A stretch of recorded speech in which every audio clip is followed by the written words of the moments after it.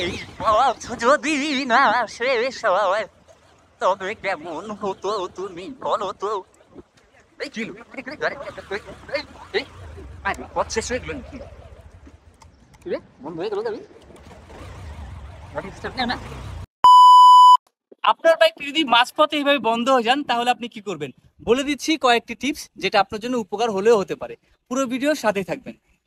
মাঝপথে যদি আপনার বাইকটা হঠাৎ নষ্ট হয়ে যায় তাহলে আপনি কি করবেন? সর্বপ্রথম আল্লাহ তাআলার কাছে সাহায্য চাবেন, তারপর পড়া শুরু করবেন লা ইলাহা ইল্লা আনতা সুবহানাকা ইন্নী কুনতু মিনাজ জালিমিন। এরপর আপনি আপনার এক্সপিরিয়েন্স কাজে লাগানোর ট্রাই করবেন। যদি আপনার মধ্যে কোনো এক্সপিরিয়েন্স না থাকে তাহলে আমার এই ভিডিওটা পুরোটুক দেখবেন। আমি চেষ্টা করব আমার এই ভিডিওর মাধ্যমে কিছুটা হলেও এক্সপিরিয়েন্স আপনার মধ্যে গ্যাদার করার জন্য। সর্বপ্রথম আপনি আপনার বাইকের ট্যাঙ্কিতে তেল আছে কিনা সেটা চেক দিয়ে নেবেন। ট্যাঙ্কিতে যদি যথেষ্ট পরিমাণে তেল থাকে তাহলে ফাইন।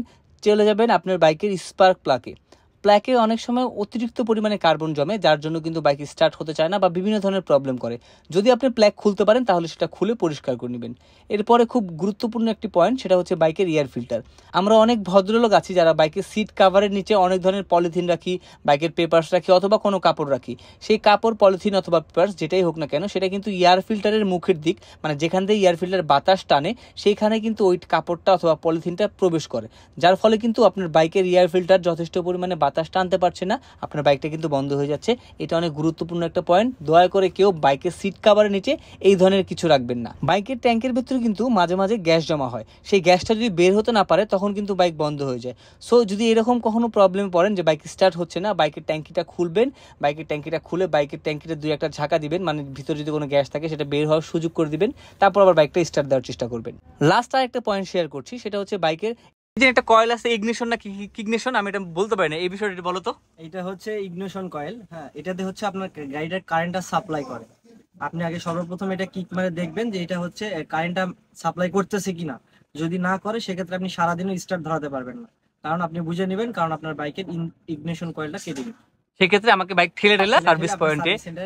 আর তোমাদের সার্ভিস সেন্টার নামটা বলো। Honda sales point, Uttara sector 12, খালপাড়। এইরকম প্রবলেম যদি কখনো পড়েন তাহলে অবশ্যই আপনার বাইকটা ঠেলে এই গরমের মধ্যে কষ্ট করে কিন্তু সার্ভিস সেন্টারে নিতেই হবে, এছাড়া কোনো উপায় আপাতত নেই। তবে আমি এর আগে যতগুলো উপায় বলেছি সবগুলো কিন্তু ট্রাই করতে পারেন বাইক যদি মাঝ রাস্তায় এভাবে বন্ধ হয়ে যায়।